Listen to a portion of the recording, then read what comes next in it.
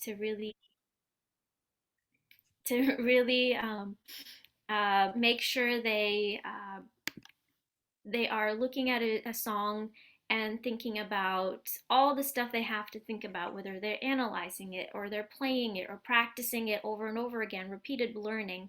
And then there are some students who are like, I'm just doing this for fun. So, they're not motivated by having to learn it by a certain beat or having to use the metronome or having to get every single thing right. I've had students who told me, I kind of got it right. Can we move on? And at that point, I'm thinking as a teacher, I'm like, no, no, no, we have to learn it right. But then I have to put myself in their shoes and think, okay, they're learning this for fun. They want to have fun with music. Music for them is maybe a stress releaser, or maybe music for them is just a fun hobby. So at that point, it's not fair for me to teach them in a way that they don't want to be taught. Okay. So we really have to recognize what the students want, how they learn, and really making education for them an well-rounded kind of experience. Okay. Um, just to kind of do a cheap plug here, this is the Dean Talks, and this is part of the Creative Kid podcast. And we are with Swathi, who um, is a is well versed in psychology and well versed in music, and she has an actual business where she is combining both of those, and she's unpacking some stories about neurodiversity and her experiences. Now, what we just covered is we are leaving the realm of debates. We are leaving the realm of confrontational conversations. And that's very important. We want our opinions to be heard, and we want our opinions to add to the collective conversation. We want our opinions to add to the diversity of the conversation. And what I mean is, with the with Google, for example, and the ability to Google the answers to everything, that kind of leaves that whole, who was the top pitcher in the 1926 World Series. Well, people used to get into fights about that because they say, well, I know who it was. Well, and there was no way to really prove it until you found a book that maybe had that. Now Google immediately brings that information forward, which puts us in this new area of diverse conversations where we're just sharing ideas as opposed to arguing our points of view. And I think that is just something that leans into our overall conversation about these different theories. So as we continue, um, let's see. Sometimes you see arts-based learning as art appreciation. A trip to the Baltimore Symphony Orchestra or the museum. Should music or arts be incorporated into all classrooms? So should music or arts, so we're getting leaning into more of that abstract thought versus linear thought. Should that be incorporated into all classrooms? And what is an example of what that could look like? Swathi? I definitely think so. And, there is that bias. I am a musician, so I would say yes to it. But along with that, I think, recognizing, and this is going more into the behavioral therapy background, is that there are more than just one form of communication, and music and arts, while it is a skill and it's an amazing skill to learn, it's fun, it does make you feel good, it is another kind of form of communication. It is another form of connecting with other people and building social skills. And these are all skills that you do learn in school with other students and teachers. When you're taking a music class, you are not only just learning music, you are connecting with other people. You're making some kind of a song, or you're making some kind of music that is fun to be around. And maybe for a couple of students, that is something they're looking forward to after being maybe feeling stressed in other classes, and that could be a little bit of a break for them, and they might need it, and it can actually help them to feel more confident in their more academic sort of called classes. And same thing with arts or music. It does also help with communication. Sometimes with taking, and I'll use math again. Personally, I would make up like acronyms, or I would have to, every word problem, I would have to draw it out in order to understand it. So there's a little bit of art right there. Everyone learns differently. Taking a look at even just academic classes, you can be incorporating music or arts in it. Someone sings a little song and that gives them an answer to remembering a formula.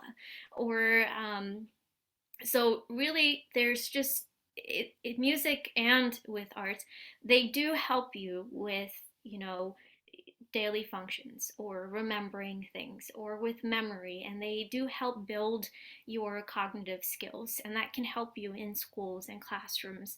So I think incorporating those into classrooms can actually help with learning skills as well.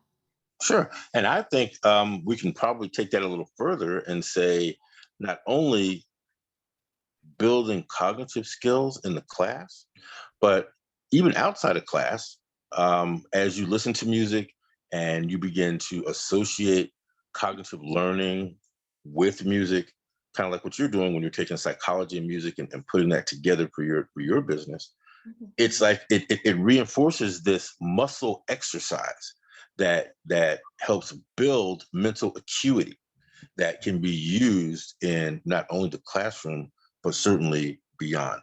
I'm going to take a look at the chat. And there is a question in the chat that says, how can we make neurodivergent students feel more accepted? And what I want to say there is, earlier in the conversation, we brought up that we are learning how to stop using some of these terms so that we bring this conversation more into the mainstream. And now we've got neurodivergent word that surfaced. We have neurodiversity that has surfaced, and I think that it's certainly our responsibility if we can remove some of these terms, because I think we use them as a crutch right now, to make the subject matter of the conversation become more important, as opposed to, because I don't even know what neurodivergent is compared to neurodiversity, compared to all these different things. So that I think is important. So how do we make students feel more accepted? And I'm going to use this, and I'm going to say students. I'm not going to say neurodiverse students. I'm not going to say neurodivergent students. I'm just going to say, how do we make students feel more accepted? Um, Again, it starts with conversations like this. We have to first keep talking and bringing that awareness that it's okay to recognize and be confident about your own skills, whether they're different from other people or not, and just realizing that being different doesn't mean that you have to find someone who thinks exactly like you. That you can be in an environment, you can be in a community, you can be in a classroom, and you can all be different, and you can all still be working together. And that kind of a conversation, that kind of awareness, that kind of acceptance really comes when we keep having these conversations. We keep welcoming different people and different thoughts and different opinions to the table, bringing them into the conversations and saying, let's hear what everybody has to say, not just what one concept is, and really trying not to fit anything into what kind of a social mold we already have now. We have to recognize that there's no box that we're trying to fix anything in. That comes from the where you said trying to not use some terms, like before I said trying not to use terms like gifted or talented or special needs. We're making labels, we're creating boxes for where people have to fit in. If we can kind of break those barriers and just recognize that everyone is essentially some amount neurodiverse, is everyone is different, everyone is going to learn something or see something or understand something differently than the other person, and being okay with that and being saying it's fine, that's just how they think, and saying accepting that, that really can build more acceptance for students, and as teachers, especially in classrooms, or teachers or anyone who is working in schools, for students, letting them know that, asking questions in class, or making a mistake, or not making a mistake, or whatever it is, just telling them, okay, that's good. Let's keep learning it that way. Let's find out what works for you, or helping each other to recognize it's okay how they're learning, whether it takes them 10 minutes or it takes them 1 minute, doesn't matter. It just really reminding them that it's okay however they want to learn. Students, you can take your time to do what you need to do. And if they're able to make that progress, making sure we reinforce that and encourage that. And that really can make them feel more confident, feel more accepted. Okay. We have a and Ebony is going to jump in here, but I'm making these observations as we go, and as I think in the past and what brought us to here, I see this kind of lack of diversity that started with your geography. You were in your village or your area, you only saw your people, you only heard their ideas.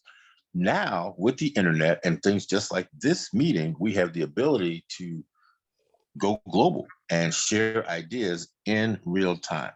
I'd like to welcome into the conversation Ebony King. Okay, such a great conversation. I didn't want to interrupt. Swathi was bringing up such awesome points. I did want to chime in here and just I think we're having a little bit of a representation conversation when we talk about should we label neurodivergent and I think there is a distinction about one being this development of, as opposed to neurodivergent. I have this particular label that I know, and maybe it's been diagnosed, or I know that there's a specific way that I think. So representation is an important part of the conversation, because, if people feel that there isn't room for them, they find a need, they want to label it. And so what's the balance, in a classroom? Because you don't want anyone to feel different necessarily, but wanting everyone to feel welcome. And for those that don't realize, let's leave room for different, I hope I didn't open up too much, but the question is, what's that balance? How do you do that balance, especially when there's like a group classroom or group setting? Just something I was thinking about from the conversation. I think that in this age of being politically correct, we are always looking for ways to frame definitions in a way that doesn't offend.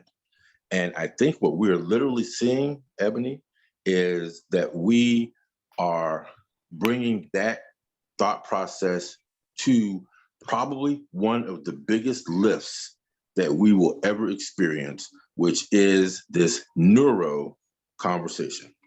And what we've seen now is a moving from, and I don't know if you would call this progress or not, that's certainly, talking points, but we're moving from gifted, special needs to neurodiverse, neurodivergent.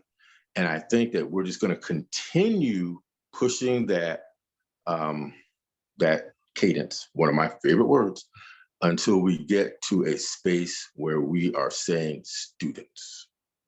And by default, when we say students, that includes what we're now calling neurodiverse. Swathi, you have anything to add there? Yeah, I do agree with that too. The more we can, um, right now we're using the word neurodiverse because it is uh, a new concept for people, because it's still something like a new field. There's still so much research and so much information we still need to learn about what neurodiverse means. And there are still people who do use language like special needs and all of that to kind of understand uh, different people, different students. As we kind of keep talking about this, we have conversations like this, and we learn about it. The research continues, and we have more information. Hopefully, we can get to a point where we can say, like you said, just students, and that means we're talking about, everyone. Everyone's included. There's no need to say specifically what kind of students or what neurodiverse or anything. We can just say students and it means everyone. Okay. Ebony, that was just a great point to bring up. And once again, and I'm redundant, and I'll tell you why I'm redundant sometimes is, we have people who come in and out. As people listen to this broadcast, podcast, presentation, seminar, in the future, there are some really important points that we want to bring up repeatedly. One of our big takeaways here is we don't have confrontational discussions here. What we do is we present and we discuss different opinions, and that ultimately will allow you, the listener, to form your own opinion as you add. We brought some very profound concepts up here. I do think that this conversation in particular and is innovative. And this is certainly the type of cadence that we will have with the Creative Kid podcast. This is the type of cadence that we will have with these seminars moving forward. We will be posting our monthly schedule of when we will be having these seminars so that you can continue to join these conversations and you can continue to add your perspective. If you are listening, then we want you to be involved. For those people who posted questions in the chat, that is paramount. This is a group conversation. We are providing access so that your voice can be heard.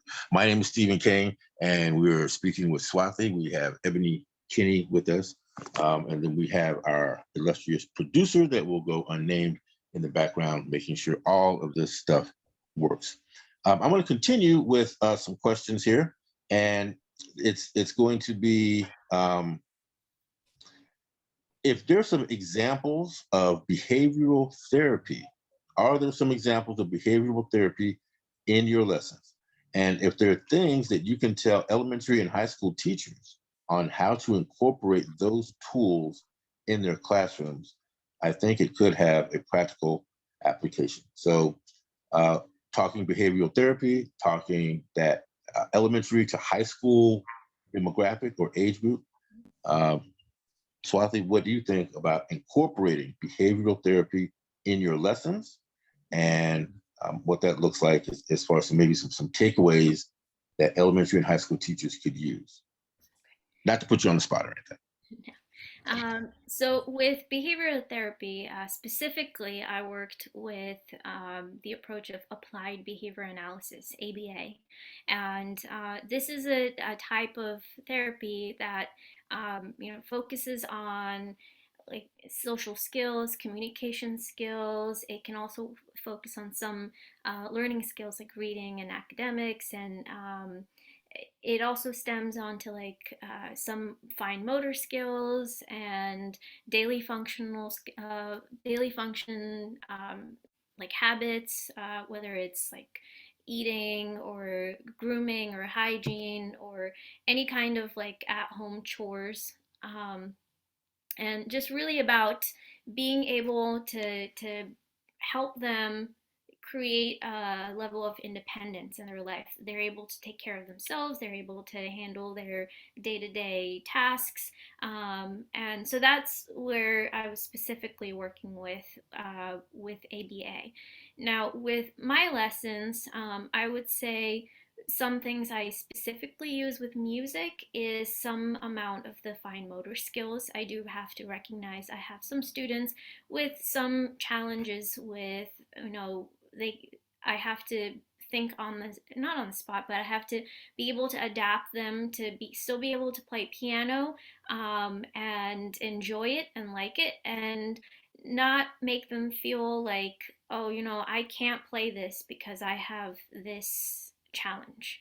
And specifically, one story that comes to mind is, we have a center point. One of the motor skills is there's a center point. So there, you might not be able to, have one hand cross over to your other hand. So, and with piano, you're playing 88 keys. There are times where you might have to cross over your hands. So how do we teach that to a student? And with behavior therapy, what I recognize is sometimes you have to adapt your lessons to be able to help them still be able to play the notes and the songs, and not create it to be such a difficult task for them where they're unable to do something. So maybe we color coded. We color coded the piano. So we took a center point and said all of the notes, whether the song says, cross your hand or not, you can just stick to one hand for this color and this color. So you're still kind of teaching them. You're still using some kind of a skill, which that not skill, a lesson where you're able to have them achieve the goal, and you're able to adapt it. That adapting the lesson to their needs is what essentially behavior therapy is, being able to uh, customize the lesson or something like that. And specifically in classrooms, I think with ABA, and I've worked in schools, so I've seen how helpful it is to use ABA in classrooms. It can be with communication skills.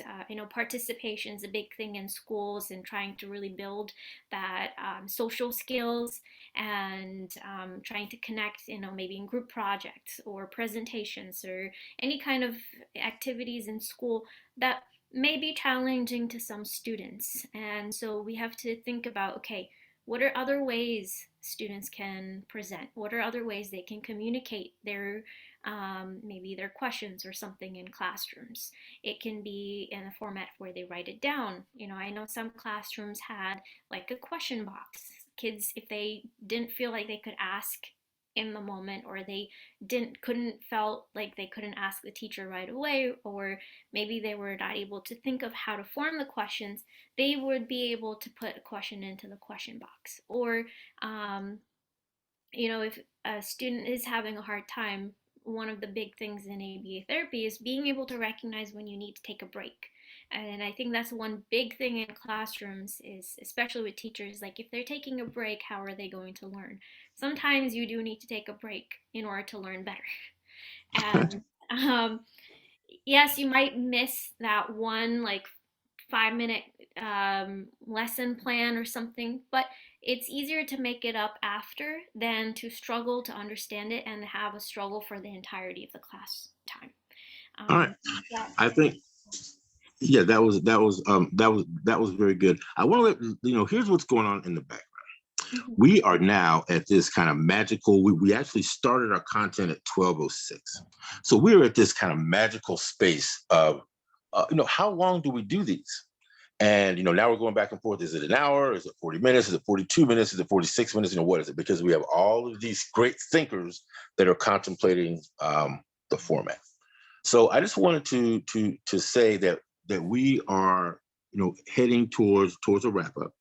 And we want to let Swathi tell us about her business once again, and then we're going to have any lingering questions that may be out there. I think I tried to get to them in real time pretty much, but if there are any questions, go ahead and post those in the chat so we can get to those. And Swathi, tell us about how you're using psychology and music for your business. So before I started Simple Keys, I was working for Alliance Pediatrics, specifically just behavior therapy. And I love the job. I love being able to adapt and create programs that really helps kids feel confident in their own learning and, you know, their day-to-day skills. Um, and I really liked music. So with Simple Keys, I found, you know, music is such there are very specific skills you have to learn in it, but it's also a very creative field.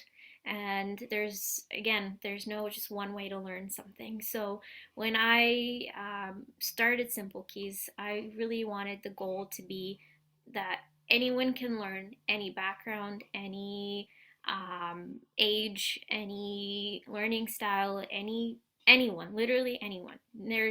Anyone can learn music. And so if someone comes and says, I want to learn music, but you know, then they list all these challenges that they have, then I'll say, okay, let's start music. The main thing is you want to learn, and we can make that happen. So that's All really right. what my goal is with Simple Keys. Okay, so Simple Keys is Swathi's company that combines psychology and music. And what we will do is we will have her contact information at our website, which is ripefruit.org. So ripefruit.org is kind of our headquarters for these conversations.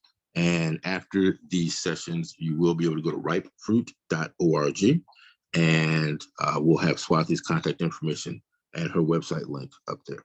So with that said, we are wrapping up.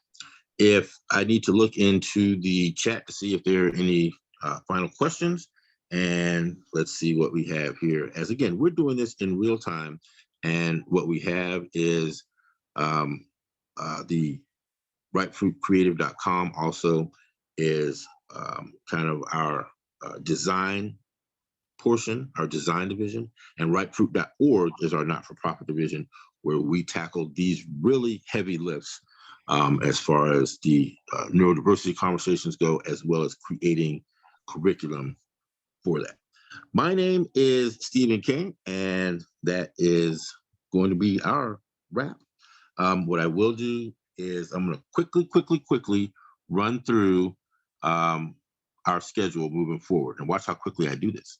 So we just had our teaching in a neurodiverse universe, which was today. February 26th is working in a neurodiverse universe. March 26th, stimulant overload in a neurodiverse universe. Is virtual learning working?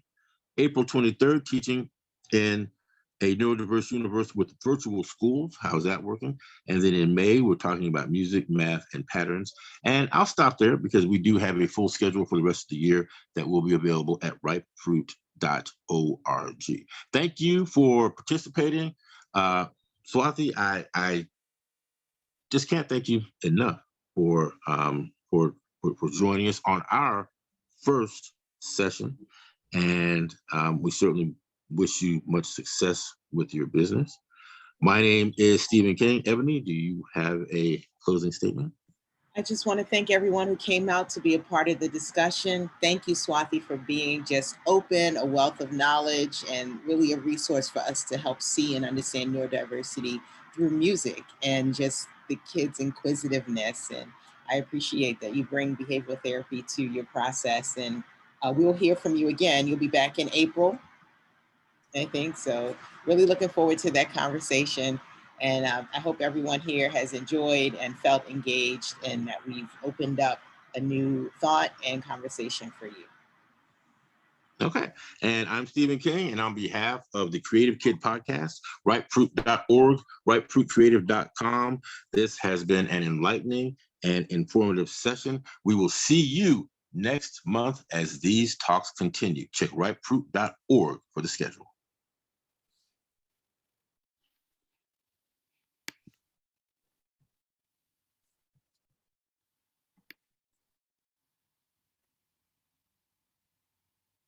Okay.